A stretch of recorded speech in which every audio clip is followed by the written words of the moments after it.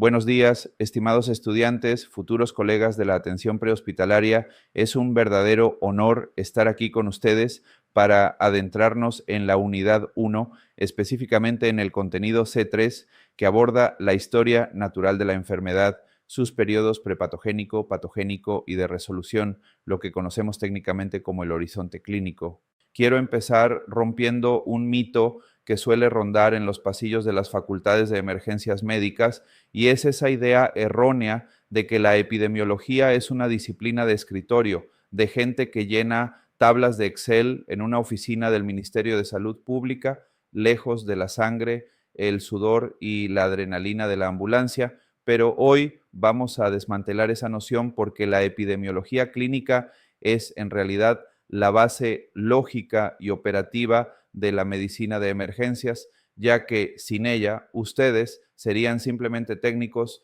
que aplican vendajes, pero con ella se convierten en clínicos que entienden el origen, el curso y el desenlace de la vida de sus pacientes. Para entender esto, debemos adoptar el modelo de la historia natural de la enfermedad formalizado por Liebel y Clark en 1965, no como una pieza de museo, sino como nuestra brújula en la escena. Y quiero que imaginen esto no como una fotografía estática del paciente que encuentran en la calle, sino como una película dinámica, una cinta que tiene un pasado, un presente crítico y múltiples futuros posibles. Y ustedes, como paramédicos, tienen el poder de editar el final de esa película mediante lo que llamamos la cronobiología de la reanimación, que es básicamente la interrupción deliberada de la historia natural de la enfermedad, porque si dejamos que la naturaleza siga su curso en un trauma grave o un infarto, el desenlace natural es la muerte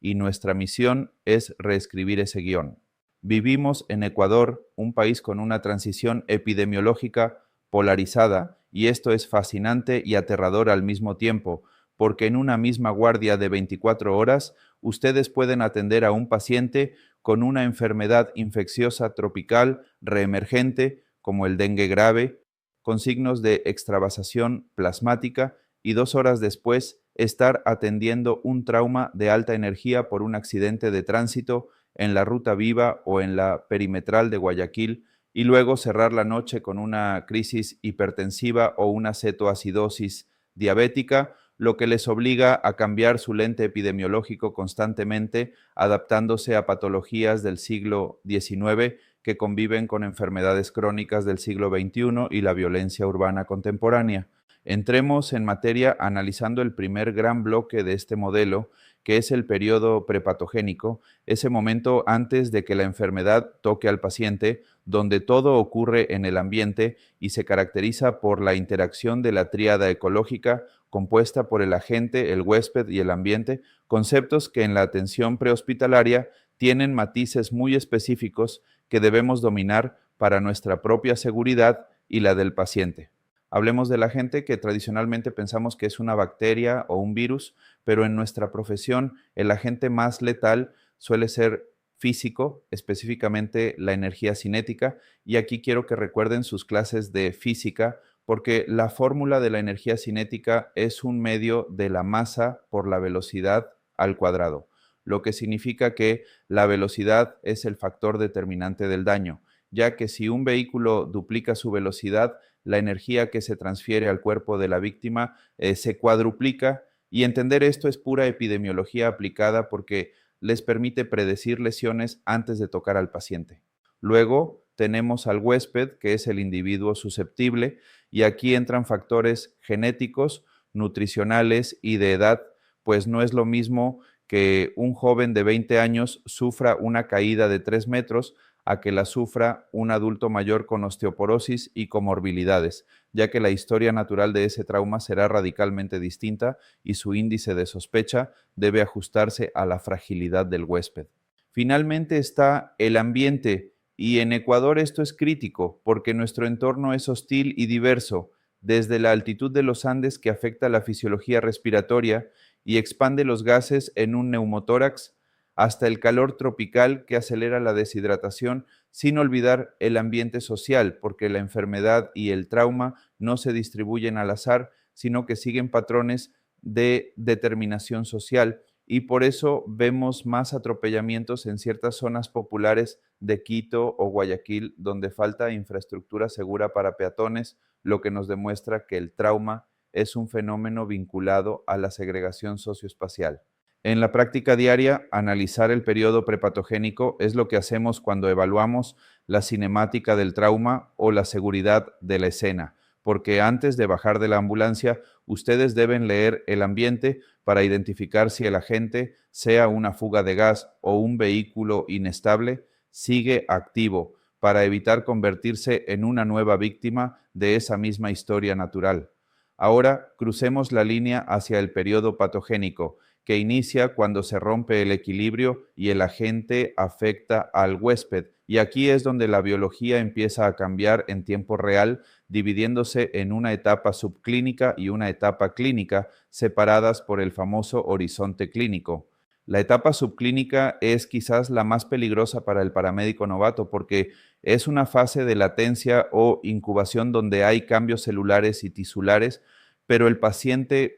parece estar bien, es asintomático y en enfermedades infecciosas como el COVID-19, esto implicaba un riesgo masivo de contagio para nosotros, pero en trauma esta etapa corresponde al shock compensado o pre-shock. Quiero que visualicen esto con el ejemplo de un pato nadando en un lago donde por encima del agua se ve tranquilo y elegante, pero por debajo está pataleando furiosamente para mantenerse a flote. Eso es el shock compensado, donde el cuerpo libera catecolaminas para mantener la presión arterial normal a pesar de estar perdiendo sangre, pero a nivel celular las mitocondrias ya están sufriendo, ya hay acidosis láctica y metabolismo anaeróbico, y si ustedes como profesionales esperan a ver hipotensión para actuar, están llegando tarde a la historia natural, porque la hipotensión es un signo tardío de muerte inminente. El horizonte clínico es esa línea imaginaria donde aparecen los signos y síntomas perceptibles y es el momento exacto en que en el 90% de los casos se activa el sistema de emergencias y entra la llamada al 911 y entender este horizonte les permite validar la gravedad, pues un paciente que cruza esta línea de forma abrupta como en una anafilaxia o un síncope, requiere una respuesta muy diferente a uno con un curso insidioso y lento.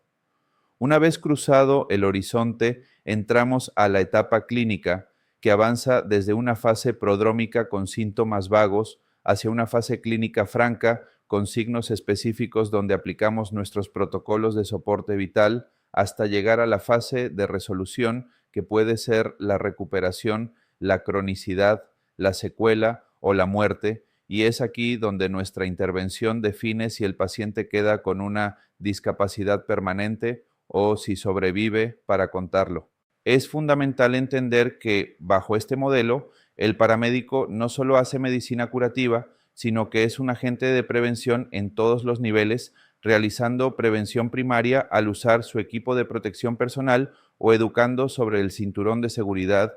prevención secundaria al hacer un diagnóstico precoz como identificar un accidente cerebrovascular con la escala de Cincinnati para llegar dentro de la ventana de trombólisis, y prevención terciaria al inmovilizar correctamente una columna para limitar el daño y evitar que una fractura vertebral se convierta en una lesión medular permanente. Para profundizar técnicamente, analicemos la cronopatología del trauma usando la matriz de Haddon y la distribución trimodal de la muerte, que nos enseña que hay 3 picos de mortalidad. El primero ocurre en segundos o minutos por lesiones letales como la ruptura de aorta, donde poco podemos hacer salvo prevención primaria. El segundo pico ocurre en minutos u horas, la famosa hora dorada, donde lesiones como hematomas epidurales o hemoneumotórax son tratables y es nuestro dominio absoluto, donde nuestra velocidad y destreza cambian la historia. Y el tercer pico ocurre días o semanas después por sepsis o falla multiorgánica,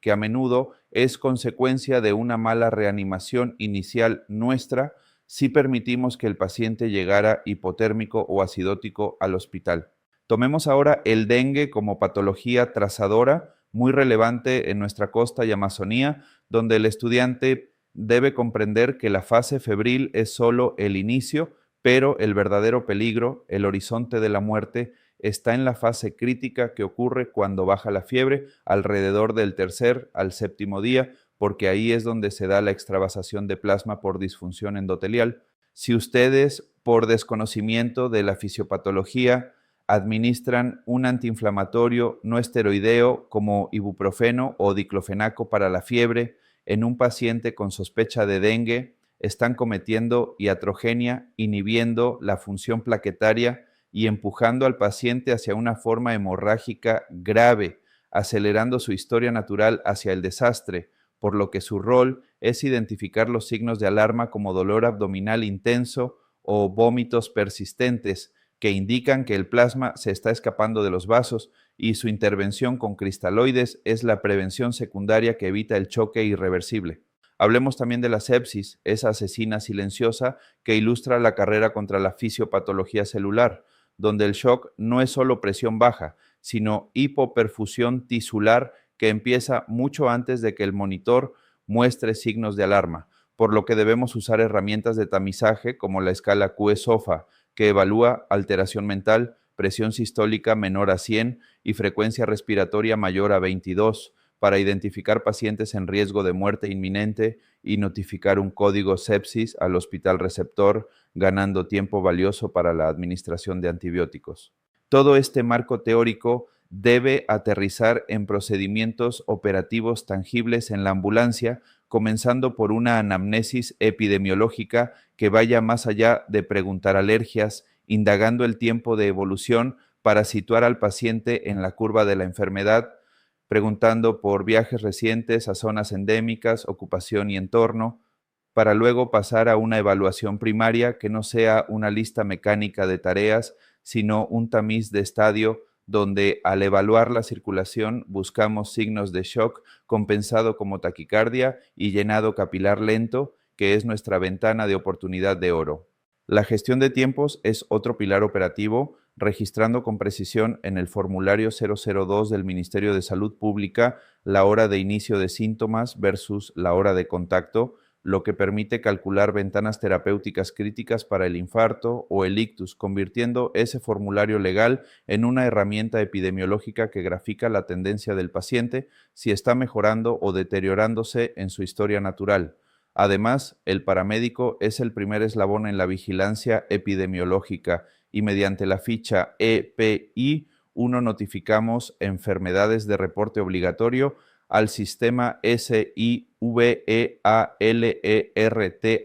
detonando cercos epidemiológicos que protegen a la comunidad entera, demostrando que nuestra labor trasciende al paciente individual e impacta en la salud pública. Sin embargo, la experiencia docente nos muestra que existen errores comunes en la interpretación de este modelo, siendo el más frecuente la falacia de la presión arterial, donde creemos que un paciente está estable solo porque su presión es normal, ignorando la taquicardia y la vasoconstricción que gritan que está en shock compensado, lo que nos lleva a subestimar la gravedad y retrasar el transporte, un error que cuesta vidas. Otro error es la visión de túnel traumática, donde nos centramos en la lesión aparatosa, como una fractura expuesta de fémur, y olvidamos la evaluación sistémica de la historia natural, pasando por alto una hipoxia silenciosa por contusión pulmonar que terminará matando al paciente, o la desconexión social,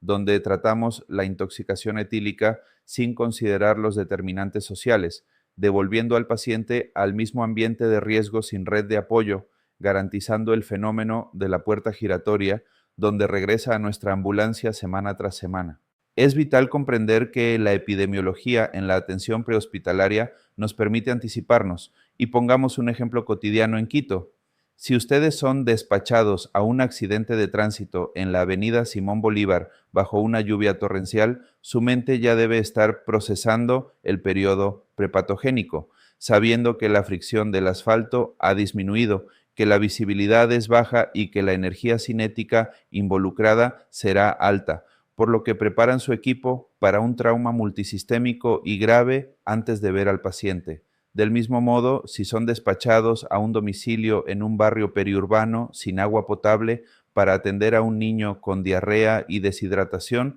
su análisis epidemiológico debe considerar la probabilidad de enfermedades transmitidas por el agua y la necesidad de educar a la familia sobre la higiene, actuando en la prevención primaria para el resto de la familia, mientras tratan al paciente en la prevención secundaria. La historia natural de la enfermedad nos enseña que el tiempo es tejido, sea miocardio, cerebro o intestino, y que nuestra intervención prehospitalaria es una carrera contra la entropía biológica, donde cada decisión correcta, cada procedimiento bien ejecutado y cada minuto ganado aleja al paciente de la resolución fatal y lo acerca a la recuperación y a la vida. Por ello, la epidemiología no es ajena a la ambulancia, es el sustrato sobre el que se toman las decisiones de vida o muerte, permitiéndonos priorizar recursos en un incidente con víctimas múltiples mediante el triage, que no es más que clasificar a los pacientes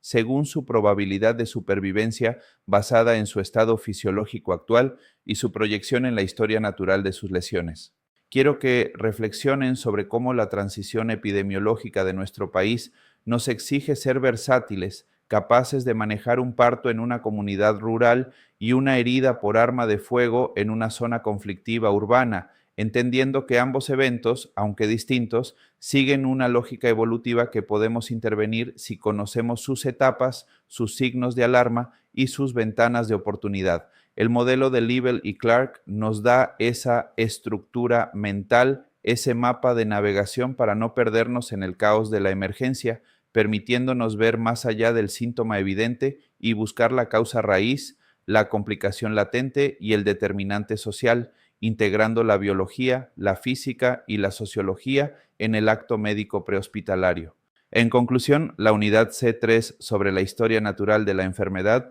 es la piedra angular de su formación en epidemiología, porque transforma su manera de pensar, pasando de ser reactivos a ser proactivos, de ver fotografías a ver películas y de ser técnicos a ser clínicos integrales que entienden que su trabajo es, en esencia, cambiar el destino de sus pacientes, interrumpiendo la cadena de eventos que lleva a la muerte. Así que la próxima vez que suban a una ambulancia, recuerden que no solo llevan equipos y medicamentos, llevan consigo el conocimiento epidemiológico que les permite descifrar la historia oculta detrás de cada emergencia y actuar con la precisión y la humanidad que nuestra profesión y nuestro país demandan de ustedes. Espero que esta clase haya sido clara y motivadora y que les sirva para enfrentar con mayor criterio y seguridad los desafíos que encontrarán en las calles de nuestro Ecuador, aplicando siempre la ciencia y la lógica en beneficio de quienes confían su vida en nuestras manos en sus momentos más vulnerables.